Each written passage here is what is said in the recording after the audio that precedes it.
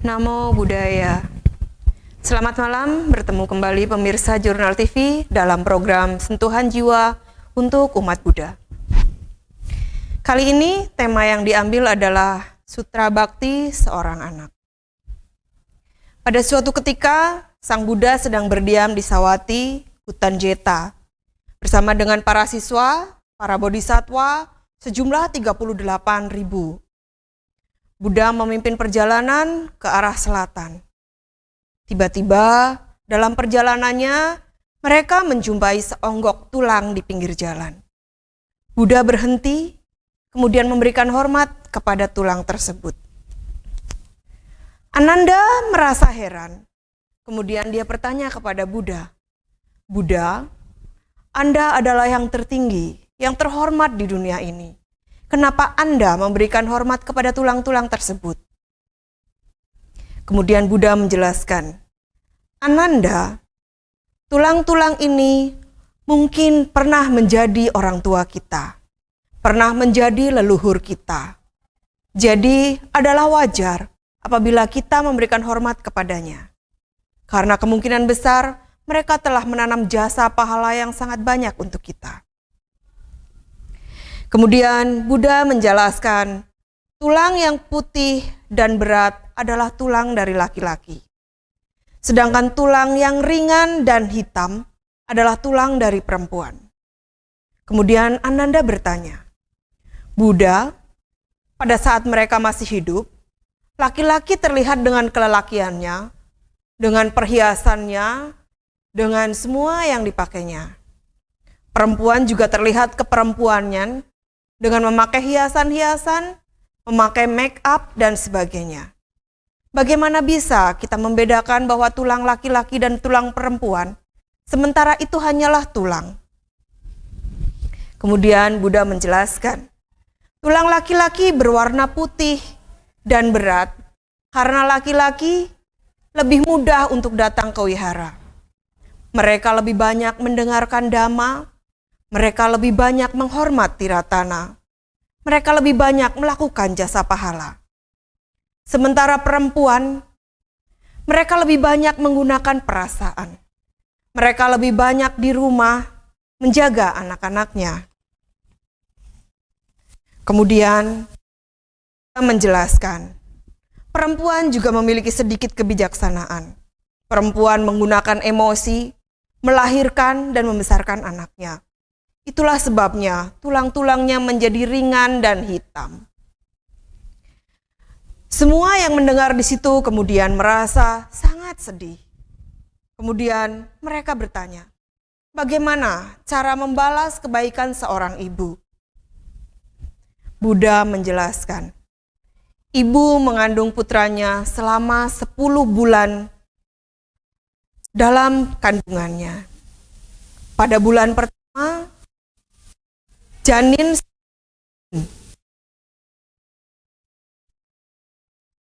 kembang ambing. Pada bulan kedua, janin sudah berbentuk seperti susu kental. Di bulan ketiga, janin sudah mulai mengental seperti darah. Janin wujud. Sedangkan di bulan kelima, janin sudah terlihat jenis kelaminnya, laki-laki ataukah perempuan.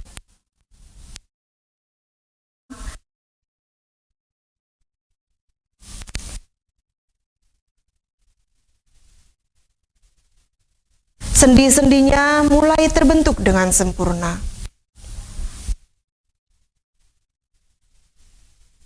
Dan sudah mulai terwujud.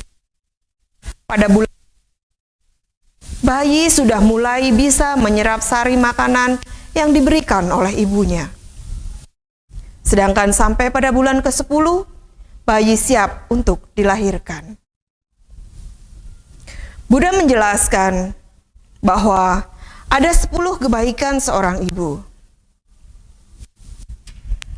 Kebaikan yang pertama adalah kebaikan di dalam memberikan perlindungan dan penjagaan selama anak di dalam kandungan. Kebaikan yang kedua, kebaikan dalam menanggung derita selama kehamilan. Kebaikan yang ketiga, kebaikan untuk melupakan semua kesakitan begitu anak telah lahir. Yang keempat, kebaikan dari memakan bagian yang pahit bagi dirinya dan menyimpan bagian yang manis untuk anaknya.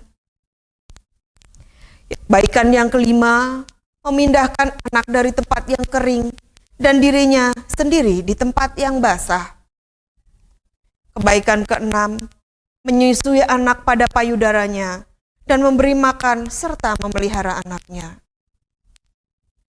Kebaikan yang ketujuh, kebaikan dari membersihkan yang kotor. Kedelapan, kebaikan dari memikirkan anak bila dia berjalan jauh. Kebaikan kesembilan, kebaikan karena kasih sayang dalam dan pengabdian. Dan yang kesepuluh, kebaikan dari rasa welas asih yang dalam dan simpati.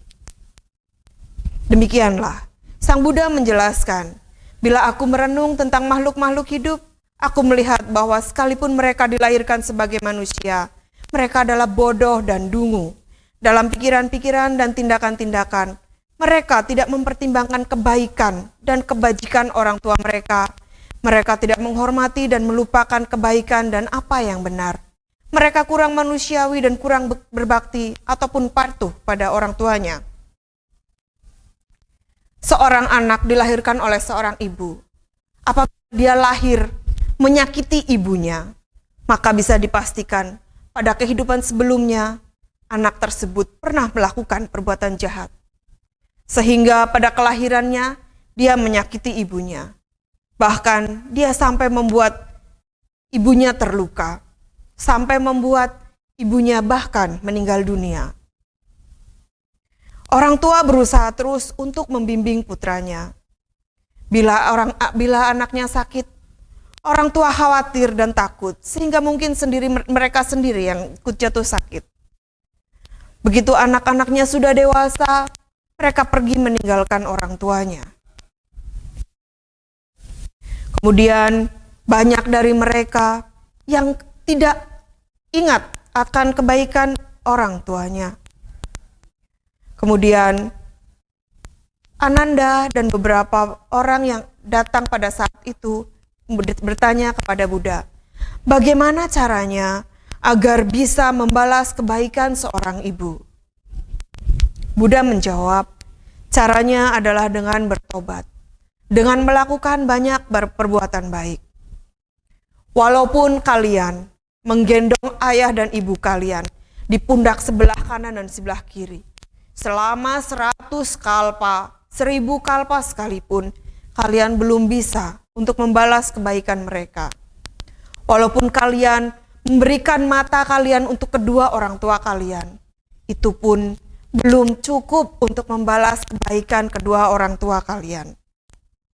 Walaupun kalian berusaha mati-matian sampai banting tulang, bahkan remuk tulang kalian untuk orang tua kalian, itu pun masih belum cukup untuk membalas budi baik mereka. Tapi apabila kalian bisa bertobat, melakukan banyak perbuatan baik, apalagi perbuatan baik itu diatasnamakan untuk orang tua kalian, maka kalian sudah bisa membalas kebaikan dan apa yang telah diberikan orang tua kalian. Dengan cara persembahan kepada Triratna, dengan berbakti kepada para Buddha, Dhamma, dan Sangha, itu sudah bisa membalas kebaikan mereka.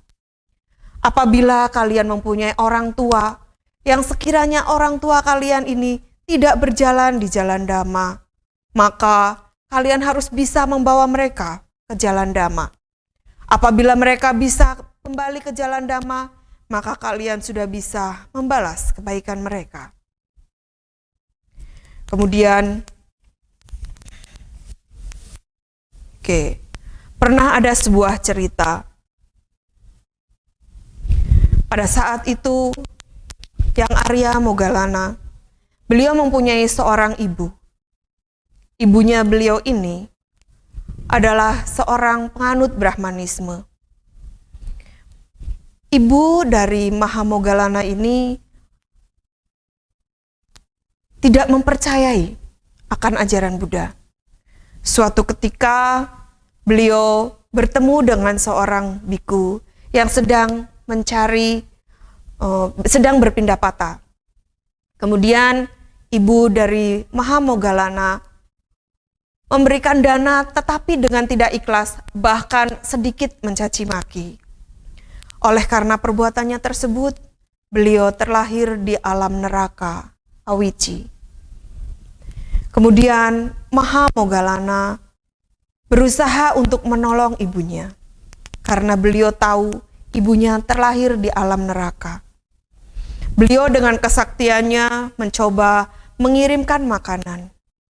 Makanan yang dikirimkan kepada ibunya berubah menjadi bara api, sehingga ibunya tidak bisa memakannya. Kemudian beliau mengirimkan air untuk minum ibunya. Air yang dikirimkannya pun berubah. Semuanya berubah menjadi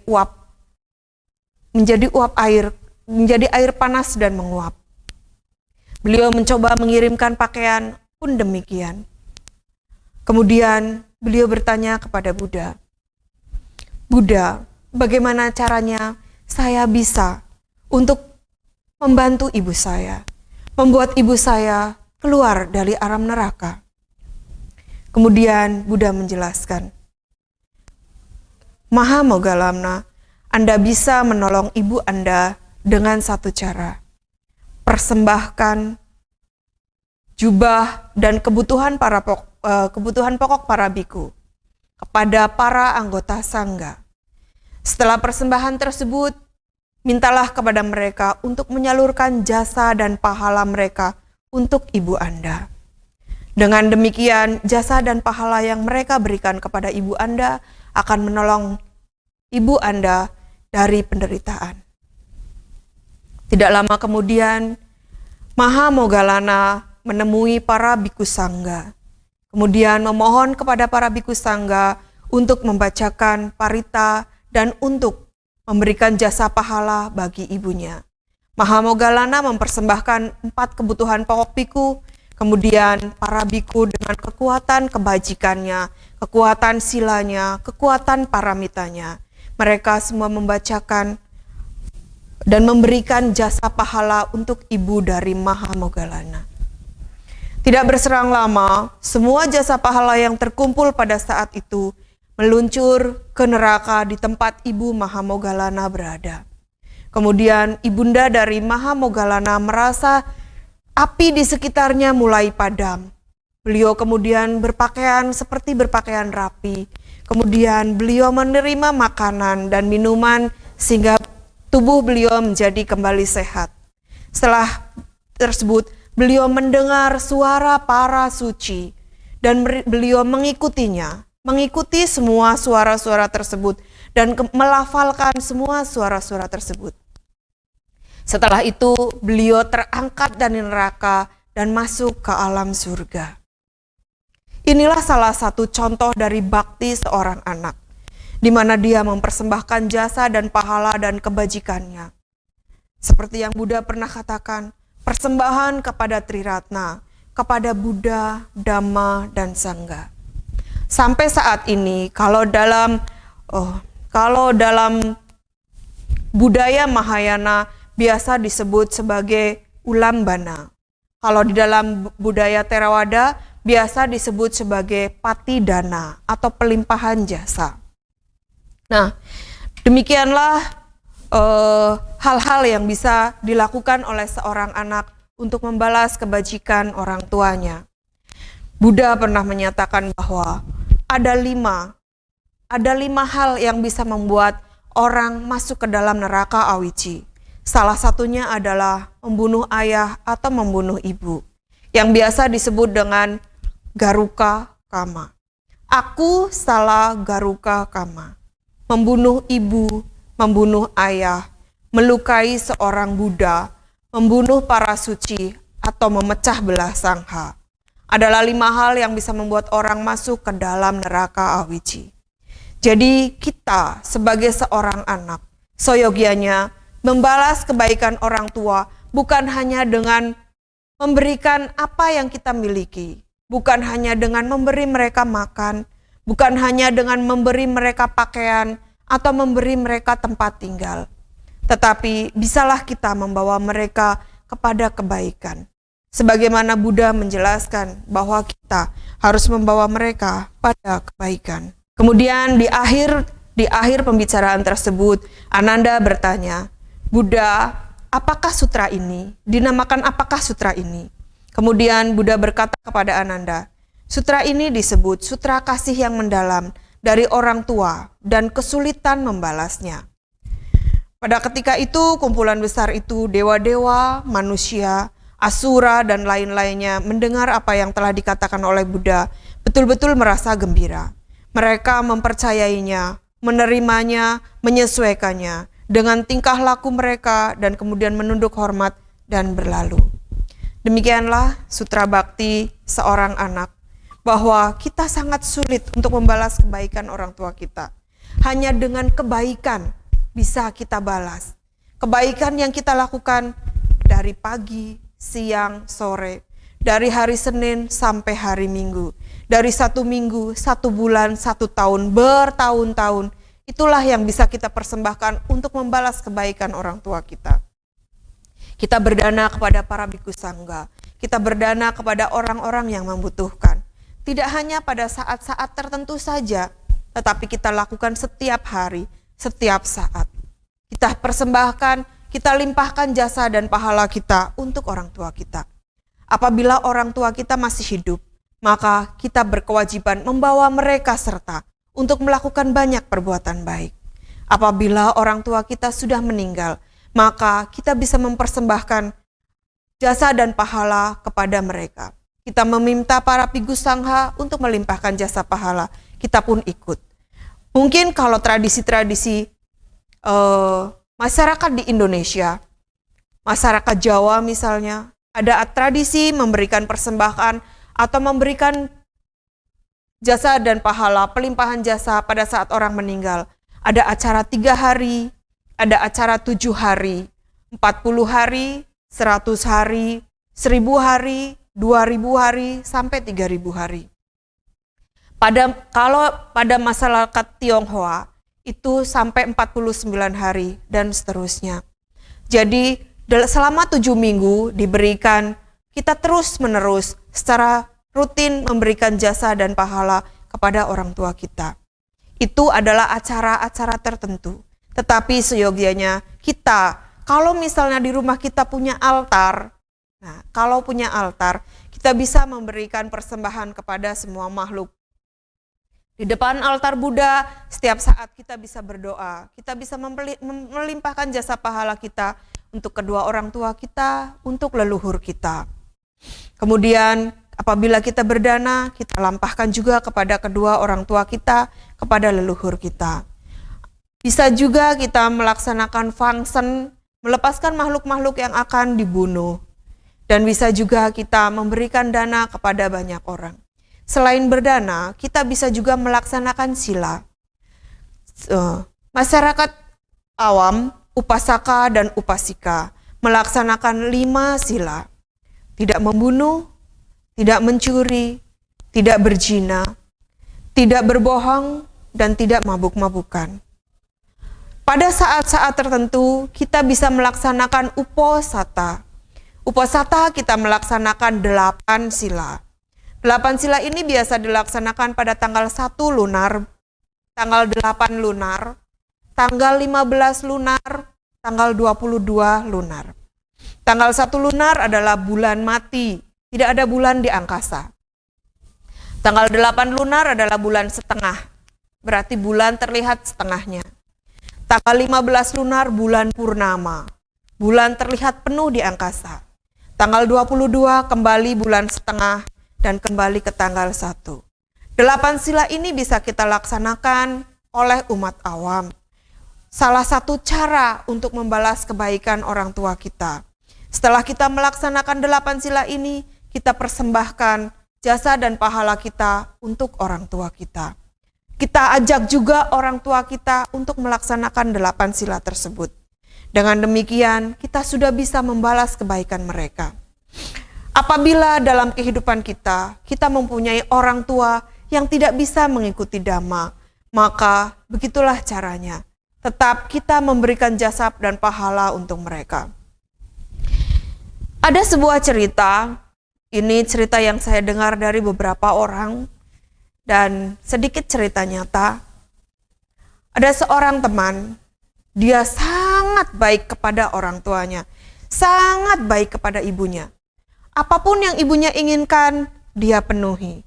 Apapun yang ibunya katakan, dia turuti. Tetapi sang ibu ini tetap merasa tidak puas, tetap merasa kurang, dan kurang. Tetapi si anak tersebut, karena dia sudah mengerti dhamma, apapun dia tetap lakukan untuk ibunya.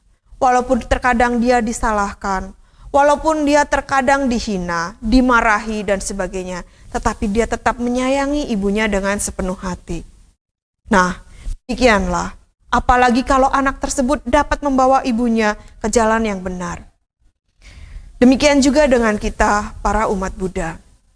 Kita umat Buddha sudah tahu bagaimana cara untuk membalas bakti kepada kedua orang tua kita. Maka laksanakanlah setiap hari, laksanakanlah setiap saat. Kita merenungkan cinta kasih kepada orang tua kita, cinta kasih kepada semua makhluk.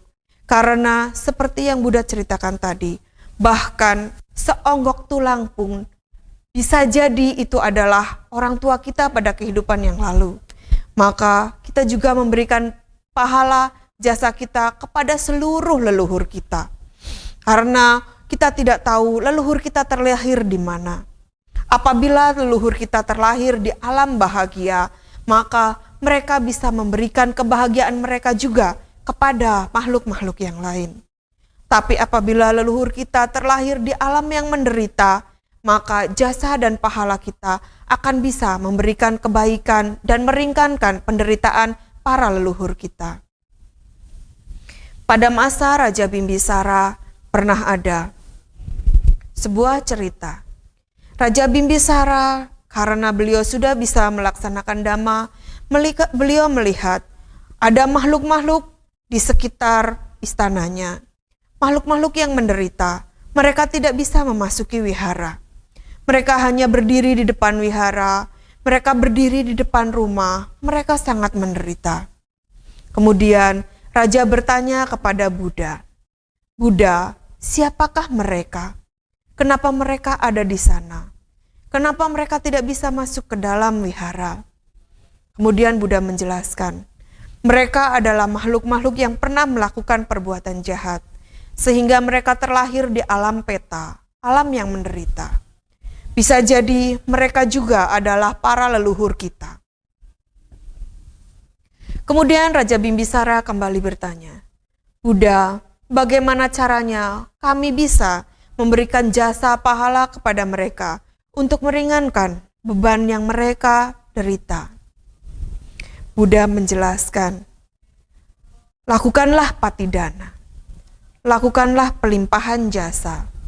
Berikan jasa dan pahala kepada para biku sangga untuk melimpahkan jasa kepada para leluhur kita, kepada para makhluk yang ada di sekitar kita.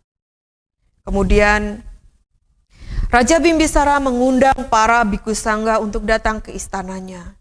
Kemudian beliau mempersembahkan makanan, minuman, dan banyak barang kepada biku sangga. Kemudian memohon biku sangga untuk melimpahkan jasa dan pahala.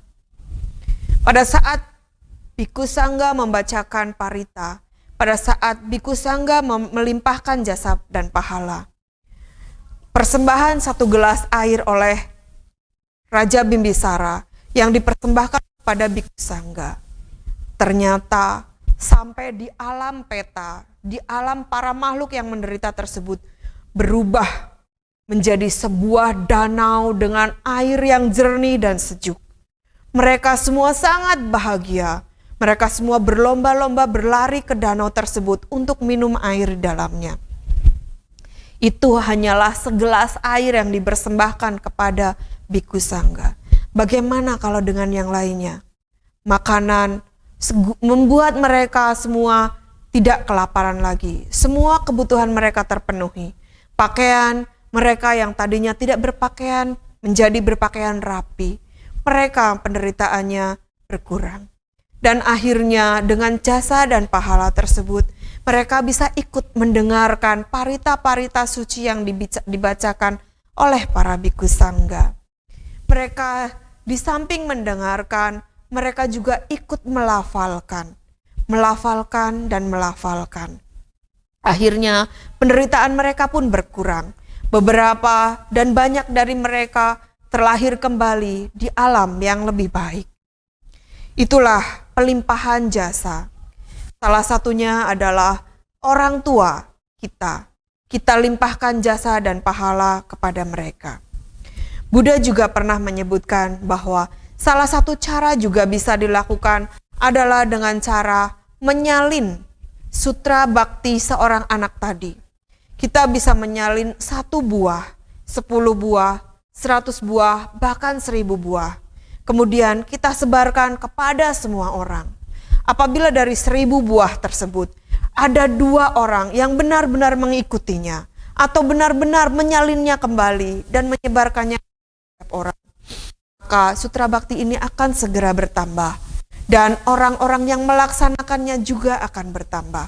Kebaikan-kebaikan inilah yang dapat membalas budi baik orang tua. Apa yang bisa saya sampaikan pada hari ini? Semoga apa yang saya sampaikan ini dapat bermanfaat. Semoga kita semua bisa menjadi anak-anak yang berbakti kepada orang tua kita. Baik pada saat orang tua kita masih hidup, maupun pada saat orang tua kita sudah meninggal. Dengan cara melimpahkan jasa pahala kebaikan kita kepada orang tua kita. Dengan cara membawa orang tua kita melaksanakan kebajikan dan terus-menerus berjalan di jalan Dharma. Demikianlah para sahabat, para saudara-saudara sedharma. Apa yang saya sampaikan hari ini semoga bermanfaat dan semoga kita semua dapat selalu berjalan di jalan Dharma. Semoga kebaikan selalu kita laksanakan. Semoga berkat, karuna, mudita, UPK, dan meta selalu melimpah kepada kita. Semoga semua makhluk hidup berbahagia. Sadu, sadu, sadu. Namo Buddhaya.